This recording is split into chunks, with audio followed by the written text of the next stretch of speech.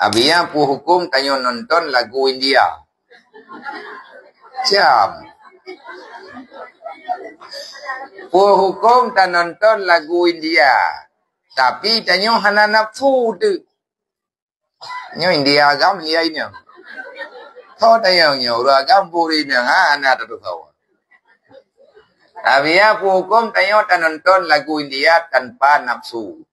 Ya nonton lagu India, diri nonton menyetekedi hana red kerleh wate ibadat nyan sama dengan mubah.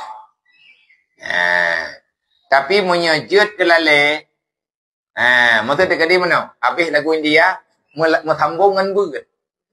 Biasa kayak sambung geroi bape ke? Habis sambung habis sambung. Wate sambung dengan beut, tariwang bak thot. Oh, nyan masalah.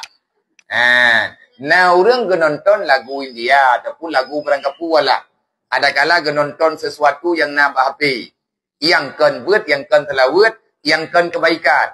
Wate habis lagu digantau secara otomatis le aplikasi menambung mata lain. Ata imiyupnya kan le lagu India ataupun kan le lagu yang tengah gaknya hawa menggantau dengan beut. Ate menggantau dengan beut gecukeh ke periwang bakat ataupun ke pelewat nyan anjir. Berarti gepegah hana nafsu kon. Makna nafsunya putra kelalaian. Tabuh je makna yang paling mudah, baik memasalah dengan pemahaman lalai, galak mata, galak hati. Tapi hana imain tepu pada perasaan tu. Lalai teman-teman galak-galak tak dengar.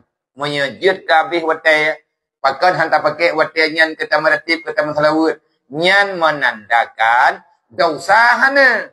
Karena hana tak buat haram na yun. Tapi punya lewat watia semaya, nyan kadasya.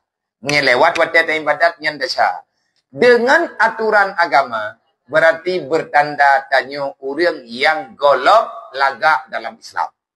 Karena yang lagak dalam Islam, min husnil islamil mar'i tarku malayakne. Di antara tanda Islam kagot bagi tanyo kai pegot le Islam. Islam kai pegot tanyo tak jaga Islam, Islam kai jaga tanyo. Nyan udip tanyo ti ura-ura, udip tanyo makin hari makin membaik. Iban makna makin membaik, tanyo makin berani tertinggalkan hal-hal yang hana penting dalam udip tanyo. Tarku malayak nehi. Kita akan mampu meninggalkan hal-hal yang tidak penting untuk tanyo dunia dan akhir. Putra na kepentingan ke tanyo. Yang na faedah kita dunia akhirat pada puputnya putra. Hana tapuna. Oh yang hanta puput yang kata puput lain yang na manfaat. Yang na manfaat. Wallah.